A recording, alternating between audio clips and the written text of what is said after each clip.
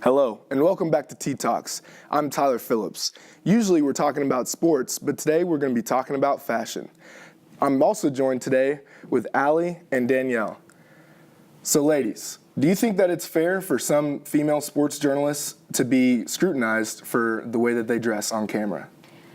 I personally don't believe that anybody should be scrutinized for something that they wear, but I do believe that they should dress professionally and represent who they're talking about well. I think most sports reporters dress appropriately, but the ones that don't, I think that someone needs to tell them that they shouldn't be dressing like that. But I believe Erin Andrews is usually the one that always gets scrutinized, and I think some people believe that she only has her job because of the way she looks and dresses. And that's just not true. She's been in the industry for 10 years, and she's one of the best.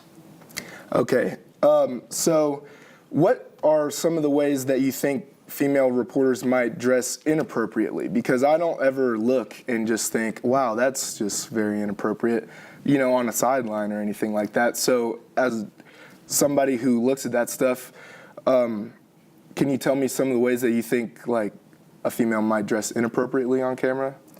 I think that the ones that do dress inappropriately have low V-necks and low-cut dresses and shirts, and have spaghetti straps, show a lot of their shoulders, just show a lot of skin. I just don't think that's right. And a lot of things, a camera will pick up more than your eyes will. If you wear a shirt that's even slightly see-through, the camera will get it. So you have to be really conscious about what you wear, because things like that you don't really see as inappropriate could be. Okay, so can the way that she dresses, can that take away from the content of what she's talking about, do you think? I do believe so. I think when you do dress inappropriately, the audience is more focused on what you look like rather than what you're talking about. I agree with that. I think that it is distracting if someone is dressed inappropriately, and while it shouldn't really be the main focus, it's taken as that. All right, well, thank you both. That's all that we have today for Tea Talks. Again, I'm Tyler Phillips, and thank you for joining us.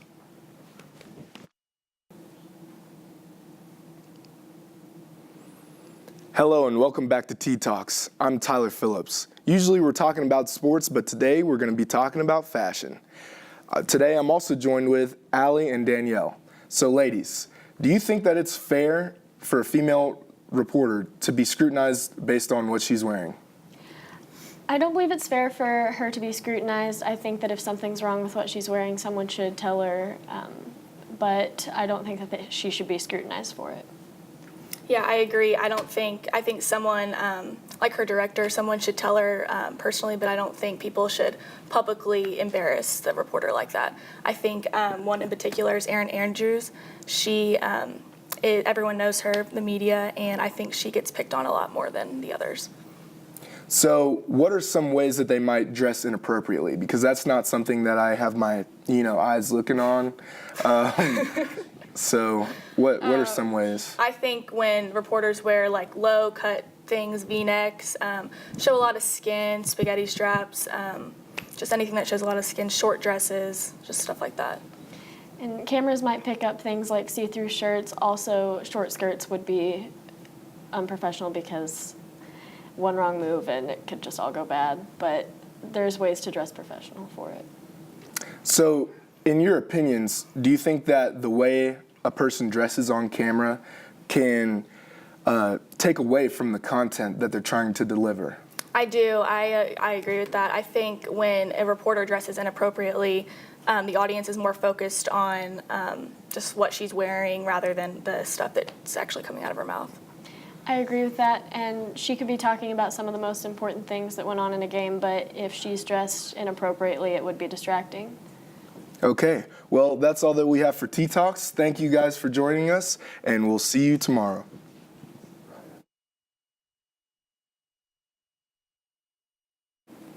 Hi, we'll get back to Saucing with Sam. Today we're talking about college football playoff expansion. There's been some controversy the past couple of weeks with rankings and fan bases being unhappy where they're ranked. Do you think the playoffs should expand to 8 teams? I do. I think just having it with 4 teams, I think it's just a little boring, and I think it could be a lot more interesting and fun for the fan base to watch if there was more opponents in it. Yeah, I agree. I think that with 4, one team always gets left out. So if you included more teams in that, I think that would be more entertaining also. So do you think that if it did expand to 8 teams, do you think that a Cinderella story should be included? Like last year in Western Michigan, they would have played Alabama probably. Would you be interested in a game like that? Yeah, I think that would be interesting to watch. Kind of sick of Alabama winning every year, so someone other than them would be cool to win. Yeah, I agree with that also. I think that if fans see more teams that they aren't used to seeing, I think that makes college football more inclusive for maybe smaller schools or schools that usually don't get a chance to play like in a big game. So I think that would be better for everyone. It would certainly give smaller schools a bigger chance. So this past ranking, it was last week, Wisconsin is undefeated currently, and they were left out of the top 4. Just what do y'all think about that real quick? I don't think that's right. I think it's wrong how just analysts get to vote on who is in the top 10, and I think Wisconsin should get a chance to be included in that. Yeah, I think whoever's improving the most and playing better should have a chance to be included in that. And I also don't think it's fair that they can just kind of pick and choose who they think deserves to be in that. So, yeah. That's all we have time for today. Thank y'all for coming. We'll see you next week. I was a little iffy on that. I didn't know all my. Hello and welcome back to Hard Facts with Harry. I'm Harry, and these are the hard facts. We're joined today by Tyler Williams and NC Spivey. We're going to talk about the inability of the U.S. men's national soccer team to make the FIFA World Cup. Guys, first of all, do you think this is an issue with coaching or an issue with the best athletes in the country not playing soccer? Well, I don't know that much about soccer, so I can't comment on the coaching, but I do think that some of it has to do with the player personnel on the team. I just think it's really hard to field a bunch of players when in the United States there's so much competition coming from other sports that are pulling away the better athletes. Whereas in most other countries, soccer is the #1 sport, hands down. So all their best athletes are just clawing and scratching to get on that national team. And I agree with Tyler on that. I feel like the U.S. doesn't focus as much on soccer as other countries do. Like when you go to other countries like Mexico, let's say, their main sport is soccer. And like South Africa, they had the World Cup there. So I feel like other countries focus more on it, unlike us. How do you think we can make soccer more of a priority for young kids moving forward? I think it's going to have to start with just a United States superstar. I think that's how a lot of things, happen.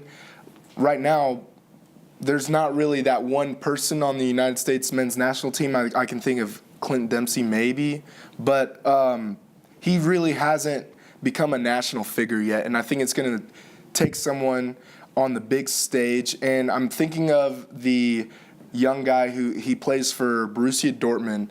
I can't think of his name right now. Christian Public, I think, or something like that. But he's an up-and-coming star. He is somebody that could change the tide for the U.S. men's national soccer team. Yes, and I agree with that. It's just like when little kids think of football, they're like, okay, Tom Brady or someone like that, Cam Newton or someone. They don't ever think of soccer. Like little kids, we all start out playing soccer in our youth league, but then we always, I think kids just quit because they see other sports in the U.S. and they have other role models. And I feel like soccer in the U.S. just doesn't have a role model because no one's out there. Thank you, guys. That's all the time we have today. Thank you for watching Hard Facts with Harry. I'm Harry, and those were the hard facts. Hi, and welcome back to the show All In with Allie. I'm your host, Allie Lynch. Today we'll be discussing what the future holds for the former 49 quarterback Colin Kaepernick. I'm joined by our guests, Danielle Beeson and Tyler Phillips. So with all the injured and low-performance quarterbacks in the NFL right now, what do you think? Why do you think teams still will not sign him?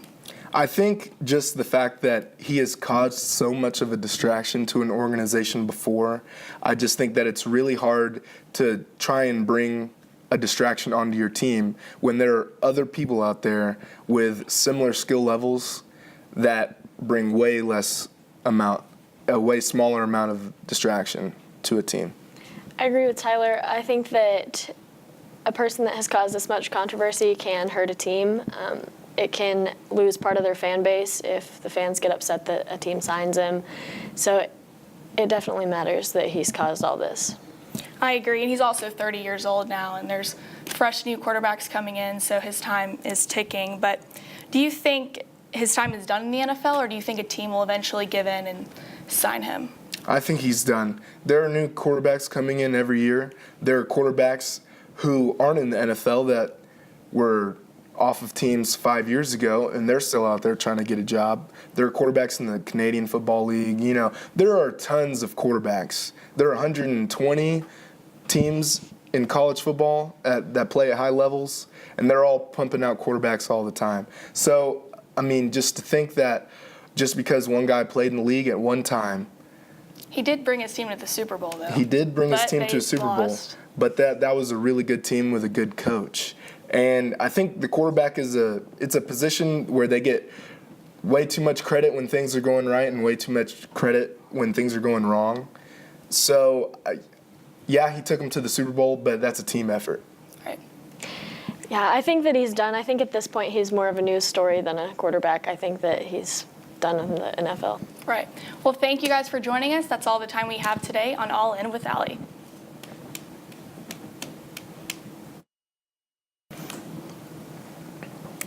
Hey there, and welcome to this episode of Sutton Speaks. Today I'm joined by Allie and Sam, and we're going to be discussing a topic that's pretty sensitive. It's been discussed a lot lately with some recent shootings and other events that have taken place.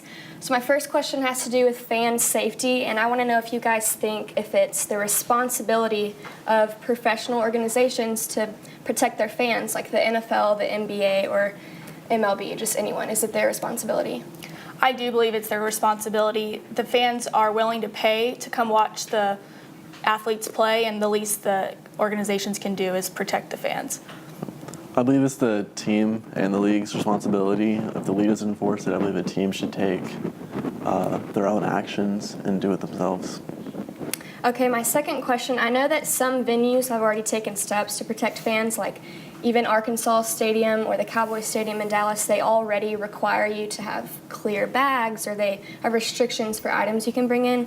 What other precautions do you think that venues or organizations can take? That's a tough question. Probably maybe walking through metal detectors, so no guns or anything like that comes through. I know they already do a pat down when you bring in a purse to stadiums, but I think there needs to be more precautions for that. So I go in the team entrances for the Arkansas and Cowboy games, and they don't do anything for security. So I believe they should at least have metal detectors or look in your bag or something. How do you guys feel about the current procedures? I mean, does it bother you guys to have to go through a metal detector or be patted down, or do you feel safer if you're at a venue that has a lot of restrictions and procedures that require people to go through? I don't mind it at all if the least they ask us to do is buy a clear bag that costs $10, and I think that's fine to me. Thank you, Allie and Sam. That's all the time we have for today. We'll see you next week for another episode of Sutton Speaks. Well, I just couldn't talk, so That's okay. Hi, and welcome back to Hammer Time. I'm your host, MC. Today, I'm joined by Harrison Heffley and Sutton Mills, and we're going to talk about the use of marijuana in the NFL. So in July, the NFL agreed to research the use of marijuana with the NFL Players Association. So players use Oxycodone, hydros, those types of addictives to have pain relief. How do you feel about the use of marijuana instead? I don't know if people really realize the kind of beating that NFL players take week in, week out, and also the fact how they abuse some of these drugs that they already use, because taking a high amount of any drug, whether it's Advil or Tylenol, can really be harmful to your liver. And from what I can tell, there's not all that much research that says marijuana does a lot of bad for you. So I don't really think that allowing the players to use marijuana would be such a bad thing, especially with how they're abusing drugs right now. Yeah, I think there's already a lot of research on the effects of marijuana, and there's not too many bad ones, and they already have shown that there's benefits to it, whether it's veterans with PTSD or Alzheimer's or anything like that. So I think it would be beneficial for them to at least look into it and do some research and just provide another option for players so that they're not getting addicted to these painkillers that they're trying to take for every game. So with the current research that's being done on conditions like Alzheimer's and the concussions with NFL athletes and football players, do you think that the NFL should look into that research or just stick with their own research that they're doing? Well, I don't think it ever hurts to use an outside source. I mean, that's just more information. Especially when you've got medical research teams looking at it, that's definitely a credible place that you can go. But I think they should definitely look at it themselves too, because a football injury is a lot different from Alzheimer's or cancer or some of these other injuries that they're treating by using medical marijuana. So I think the answer there would be both. Okay. Yeah, I agree. Both would probably be best. I would be worried about if they only did their own research, maybe not being completely truthful about their findings. So definitely looking at some other sources would be helpful. But I agree with him. They need to do their own because they probably haven't looked at the physical therapy aspect with marijuana and athletes. So I think it would be interesting to see what they find out about that. Okay. Well, thank you. And that was another Hammer Time show. Thank you and have a good night. Hey, and welcome to this episode of the Roundtable. I'm here today to talk about women in sports journalism, and I'm joined with Tyler Phillips and Allie Lynch. Do you guys typically see more male or female reporters when watching sports? I personally think that when I'm watching college sports, I see more female, but when I watch professional sports, I think there's much more male people. I would definitely say that I think there are more men that report sports on television, but I do think that there are more and more women going into the field and getting bigger roles. I think of Doris Burke. She's now a commentator. She started as a sideline reporter, and I think those are steps that are taking it to another level. All right, there was a study that showed that 88% of sports reporters are men. Do you think that since men are involved in the hiring process, it takes a toll on how many women are in the field? I would say it does, but I do agree with Tyler. I think that the industry is growing with more female reporters in it, and I think it'll just keep growing and growing, and hopefully one day there'll be just equal men and women sports reporters. And there's been a lot of news coming up about female journalists dealing with sexual harassment comments from players or from coworkers. Do you think that a lot of it's pushed under the rug as to not kind of put a bruise on their career? Oh, I'm sure. Kind of like how we were talking about with Colin Kaepernick. Obviously, this is a completely different situation, but becoming a distraction can take away from the business side of things. And so on an executive level, they definitely don't like to see that. So I can see how a female might be scared to put herself in that situation.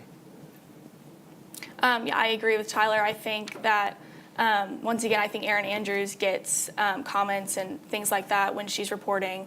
There's one instance where she walks in the locker room and everyone's giving her sexist jokes. And I think that it's wrong and it shouldn't be happening. All right, well, thank you guys for joining me, and that's all I have for today.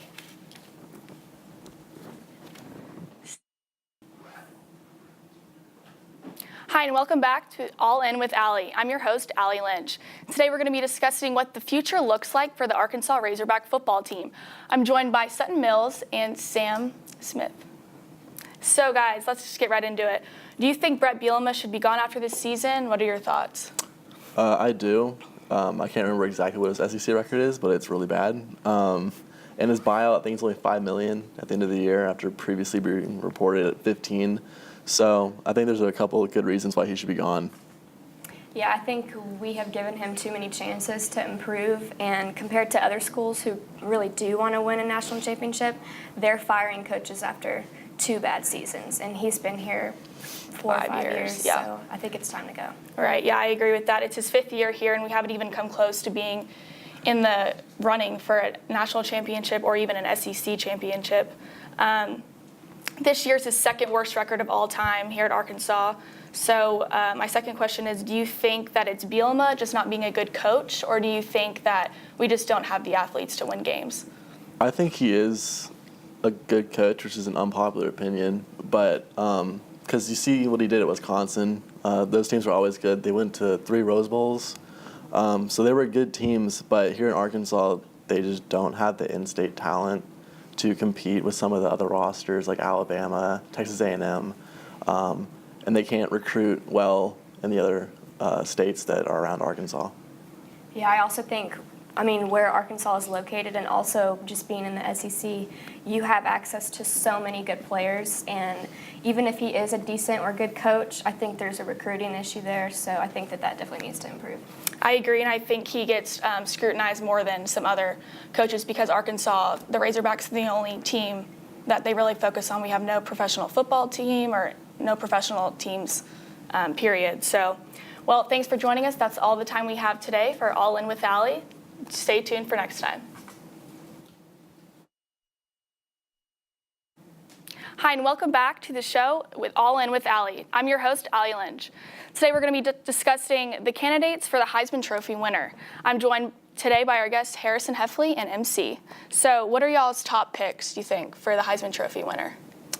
I think you got to go Baker Mayfield. When you think about a football team, the first player you think about is the quarterback.